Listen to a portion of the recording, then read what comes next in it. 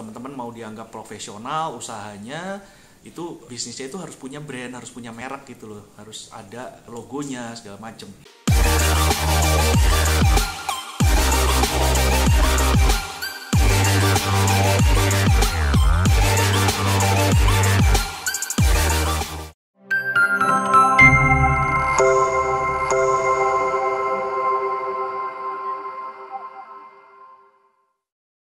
Halo teman-teman, kembali lagi ketemu dengan Andi di sini di channel King Kos, si Raja Kos. Pada video hari ini saya akan membahas tentang hak kekayaan intelektual ya, tentang brand. Nah, kalau teman-teman mau serius berbisnis, ini saran saya, kan di video sebelumnya juga saya sudah pernah bahas ya, kalau teman-teman mau dianggap profesional usahanya, itu bisnisnya itu harus punya brand, harus punya merek gitu loh, harus ada logonya segala macem. Nah, di video ini saya akan melanjutkan mengenai brand tersebut. Kalau teman-teman udah punya brand dan merasa bahwa wah, ini bisnis saya akan berkembang, punya prospek bagus di masa depan, punya visi menjadi perusahaan yang besar gitu ya, nah itu saran saya brandnya itu didaftarkan di Dirjen Haki ya, Dirjen Hak Kekayaan Intelektual. Nah, kenapa begitu? Karena nanti kalau perusahaan teman-teman sudah besar, sudah terlanjur terkenal, terus nanti ada orang iseng, ya kalau ketemu orang iseng ini yang repot. Biasanya sih ketemu orang yang nggak sengaja dia memilih brand yang sama gitu loh. Padahal brand itu udah punya kita duluan. Terus ada pebisnis baru yang punya brand itu, dan brand itu didaftarkan tuh ke Haki.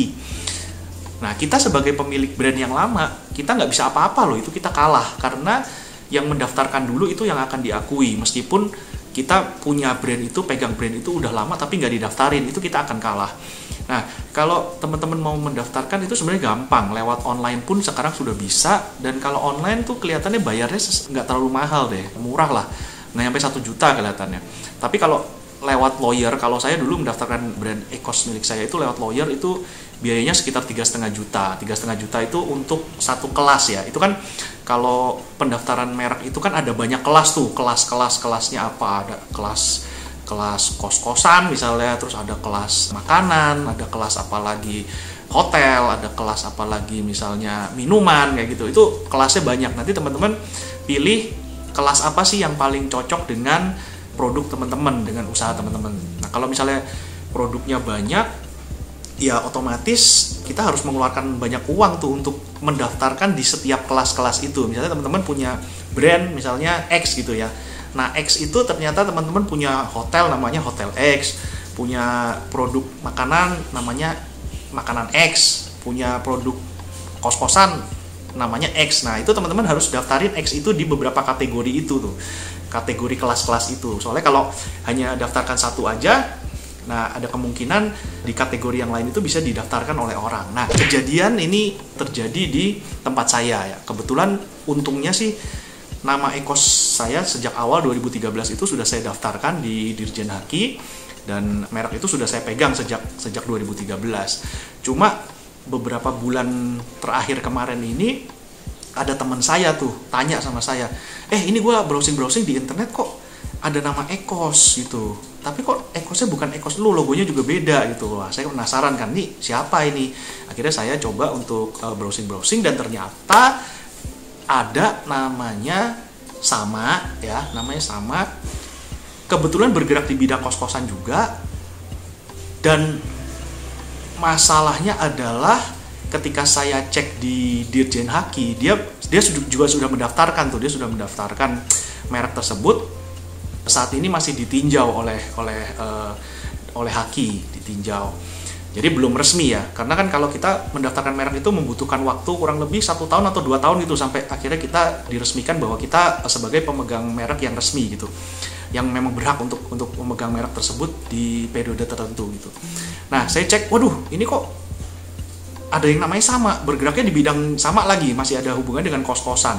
Saya cek ke Haki, ternyata dia masih berusaha mendaftarkan tapi belum di-approve kan. Nah, saya cek kelasnya, memang kelasnya itu beda.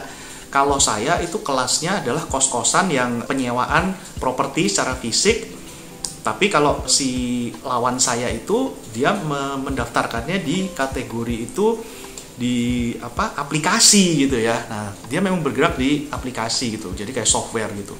Aplikasi manajemen cost. Kalau saya manajemen cost, tapi kan manajemen cost yang offline gitu ya. Meskipun saya juga punya aplikasi itu saya juga punya, tapi aplikasi itu kan saya pakai internal di perusahaan saya sendiri. Nah, ini kan sebenarnya ada benturan gitu tuh, ada benturan antara merek saya dan merek dia.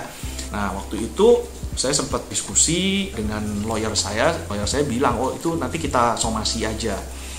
Nah, waktu itu sebenarnya saya belum mau sih ya untuk somasi, karena saya hubungi by email itu masih dibalas sama orangnya, dan kita sempat juga telepon-teleponan. Saya tanya ini gimana maunya, karena terus terang aja saya merasa keberatan kalau namanya itu sama persis, karena namanya sama persis, namanya sama persis, dan masih berhubungan dengan bisnis yang sama, yaitu ada hubungannya dengan bisnis kos-kosan gitu.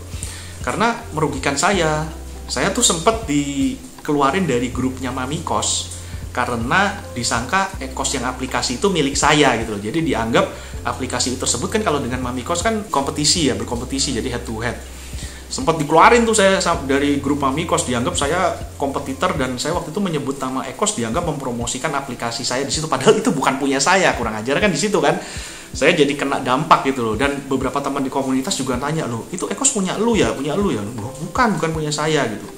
Nah, itu kan di situ kan saya merasa keberatan, dan saya merasa istilahnya nggak nyaman lah kalau merek orang lain kok sama dengan punya saya gitu. Meskipun tadi ya beda kategori, beda kelas, cuma lawyer saya bilang itu tetap masih bisa kita somasi untuk dia ganti namanya.